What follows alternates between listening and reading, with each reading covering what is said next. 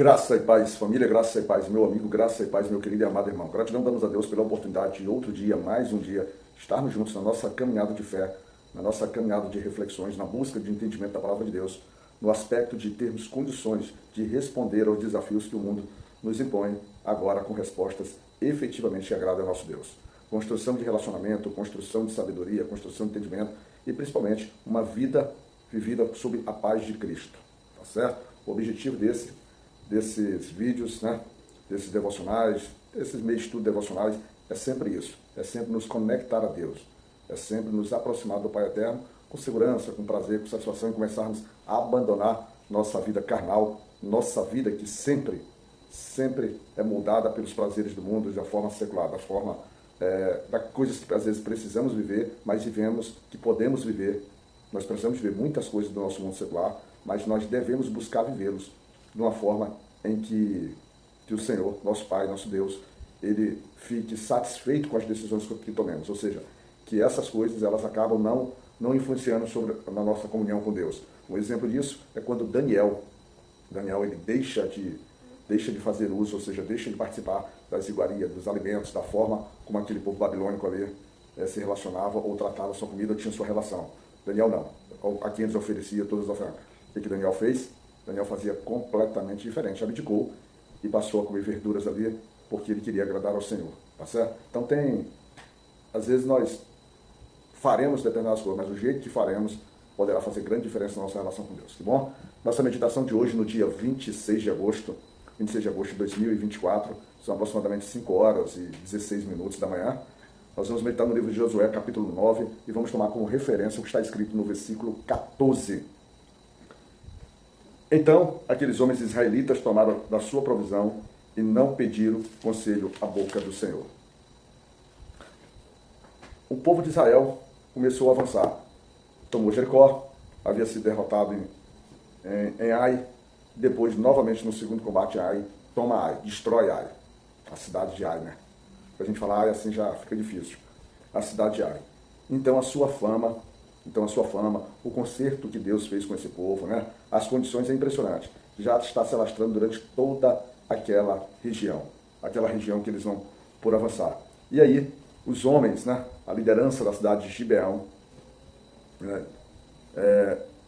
No versículo 1 do capítulo 9 diz assim: sucedeu que, ouvindo isso tudo, todos os reis que estavam daqui do Jordão, nas montanhas e nas campinas, e em toda a costa do grande mar, e em frente do Líbano, os heteus, os amorreus, os cananeus, os ferezeus, os heveus e os jebuseus, se ajuntaram eles em comum acordo para pelejar contra Josué e contra Israel. Então esse é o sentimento da região. Todos estão se unindo agora para deter a força que se avança os conquistadores, para resistirem aos conquistadores que mostram que tem uma força.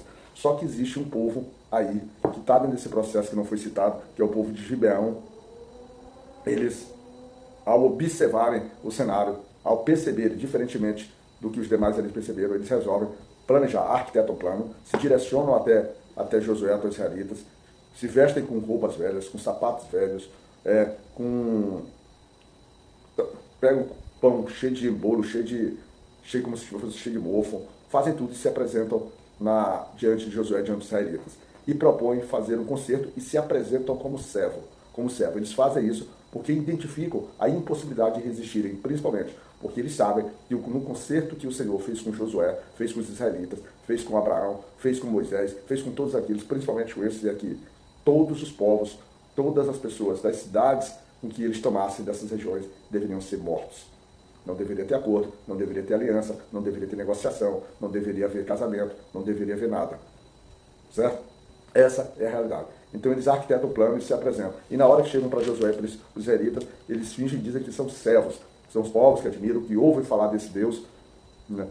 Eles ouvem falar desse Deus, né? Ouvindo toda a astúcia que eles estão utilizando, e querem fazer um acordo.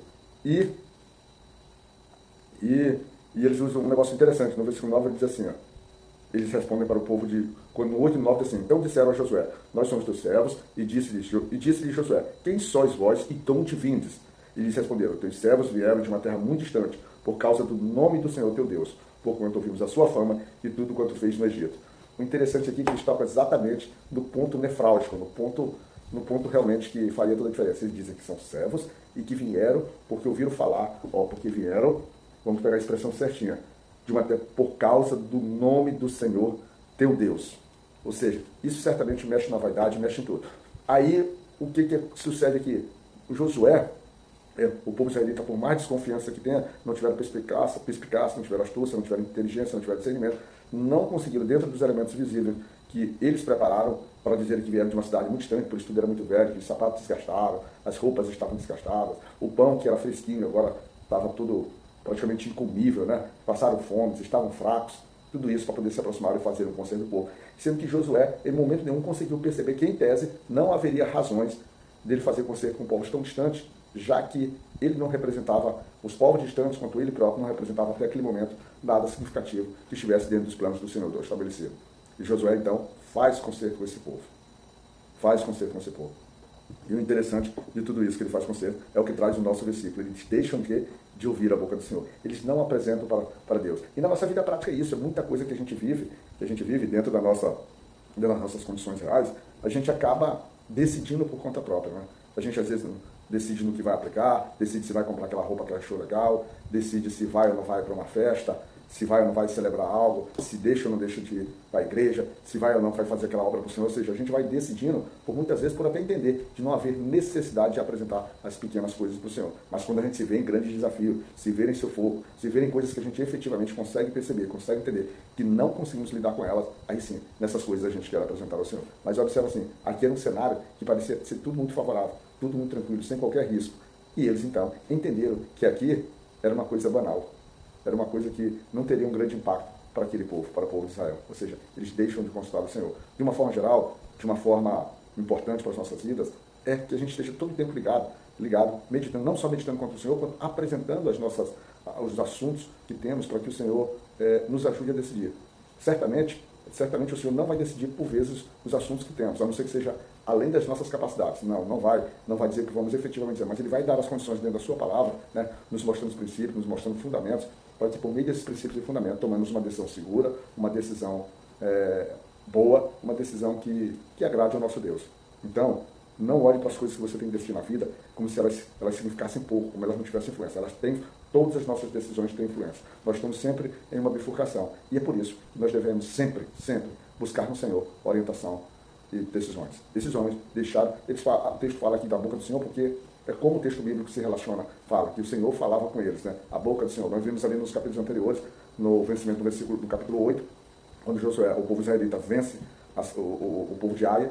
O povo de Ai é que o Senhor planeja, o Senhor arquiteta, o Senhor diz como vai fazer. Por isso é dito assim, falado pela boca do Senhor. Então hoje você tem que perceber como o Senhor te fala, e principalmente Ele te fala aqui por meio das Escrituras, por meio das tuas orações, por meio dos momentos que te reserva a falar com Deus. Quando for falar com Deus, além da gratidão, né, além de tudo que você normalmente às vezes já faz, não esqueça. Apresenta todos os teus assuntos que você precisa tomar decisões para que a tua vida possa seguir firme e que possa agradar a nosso Deus, tá certo? Fica na graça de Deus Pai Todo-Poderoso e Misericordioso, segunda-feira abençoada que se inicia, que seja uma segunda-feira de vitória, uma segunda-feira de ligação com Deus, uma ligação de certeza. E para você que ainda não entregou a sua vida ao Senhor Jesus Cristo, faça isso hoje. Não brinca, faça isso hoje. Em 1 segundo de vida, as tuas oportunidades acabam. E aí, se acabar sem você estar diretamente nos braços do Senhor, no seio do Senhor, fazendo parte da sua família, certamente a tua eternidade, quando você lá estiver, você não vai gostar do que vai encontrar. Tá certo? Então venha para o Senhor e que Deus possa te cuidar, meu irmão.